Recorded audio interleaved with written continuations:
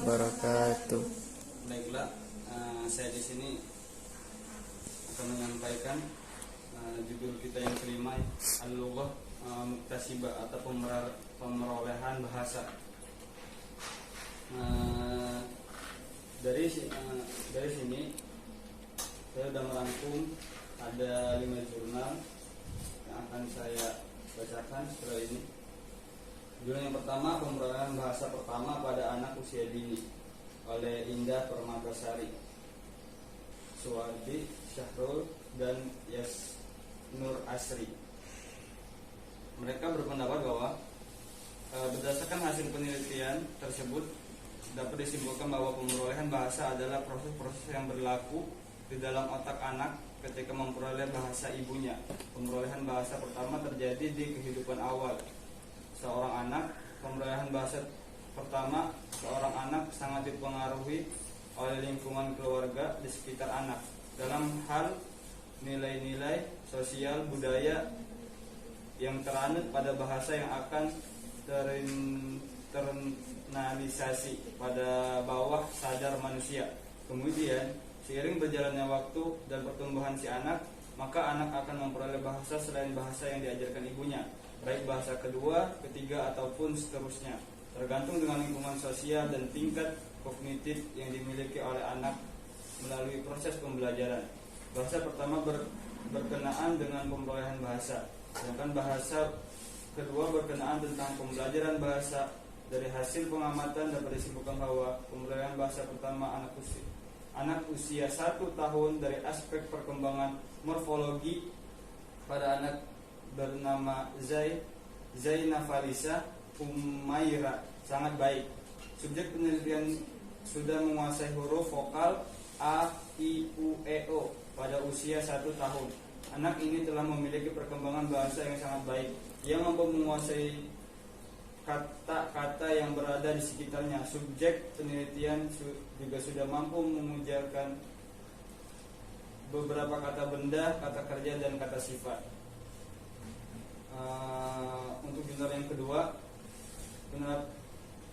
penerapan berbagai hipotesis pemerolehan bahasa kedua terhadap anak usia dini oleh Susti dari Hastini, Wiwik Mardiana, Misnawati, Heni Sulis Tiowati, Yeni Rahmawati, dan Sujina. Menurut mereka, indikator permasalahan pemrolehan bahasa kedua dan menunjukkan kontribusi hipotesis pemrolehan bahasa pada penggunanya saat berinteraksi dan berdialog dalam memperoleh bahasa kedua, yaitu bahasa Inggris atau bahasa Arab pada anak usia dini yang bernama subjek. Adapun hipotesis yang berkontribusi dan yang digunakan yaitu hipotesis input, hipotesis imitasi atau meniru, dan hipotesis respon fisik secara total. Hasil kebahasaan pada pemrolehan bahasa kedua, bahasa kedua di sini bisa bahasa Arab, bisa bahasa Inggris, bahasa selain bahasa ibu ya. Nah, itu kosakata yang berupa kata benda, kata sifat, kata kerja, kata ganti kepemilikan, saya, milik, kami, milik mereka, milik saya gitu. Kata ganti dan kata tanya kosakata tersebut mampu dikuasai oleh anak usia 5 sampai 5,5 tahun. Selanjutnya, pemanfaatan lagu sebagai media pemerolehan bahasa kedua siswa madrasah ibtidaiyah yang ditulis oleh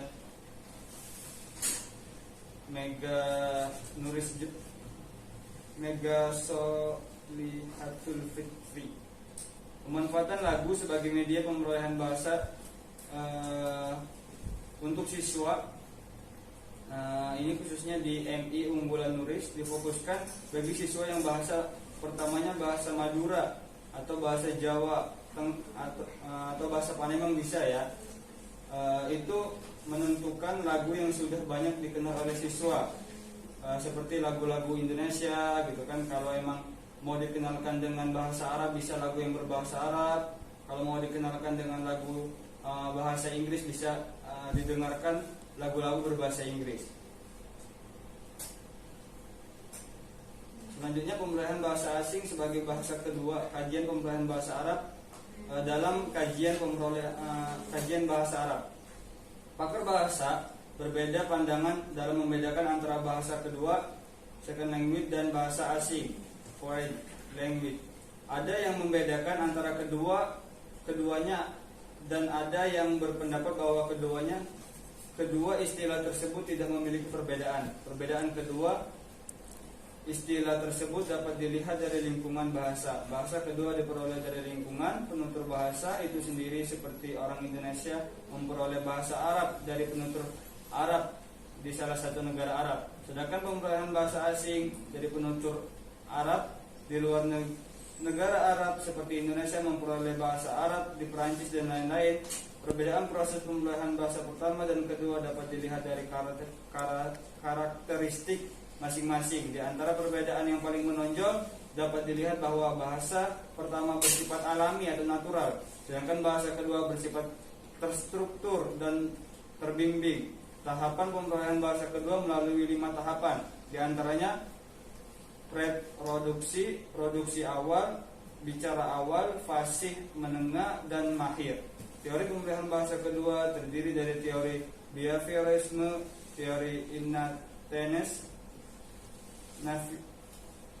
nativisme, teori akulturasi, teori akomodasi, teori wacana, teori monitor, teori kompetensi variabel, teori hipotesis universal, teori neurofungsional, teori interbahasa.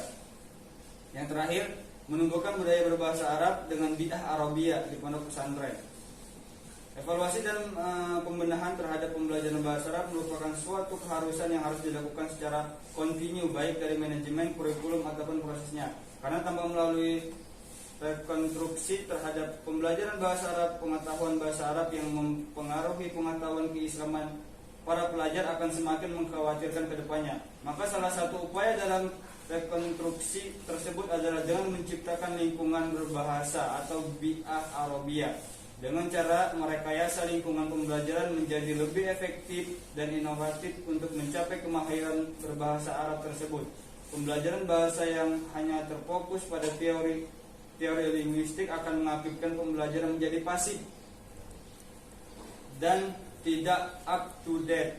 Jadi perlu berpaduan antara bi'ah lugawiyah lingkungan berbahasa dengan penerapan kaidah-kaidah kebahasaan yang dapat mengantarkan pembelajaran mencapai 4 keterampilan berbahasa dan diperkuat dengan 3 unsur kebahasaan agar bisa mengenalkan dan bisa dipraktekkan pada santri, mahasiswa, siswa, dan sebagainya dalam menggunakan bahasa Arab dengan baik dan benar, baik secara lisan, bacaan maupun tulisan. Dan itu menurut saya yang harus kita tumbuhkan di lingkungan PBA kita sekarang, karena bi'ah lugawiyah di PBA ini tuh masih dibilang sangat kurang. Ya kamulah yang mengaktifkannya. Iya. Syukran hadirin ini. Aku lulakum. Assalamualaikum warahmatullahi wabarakatuh. Waalaikumsalam.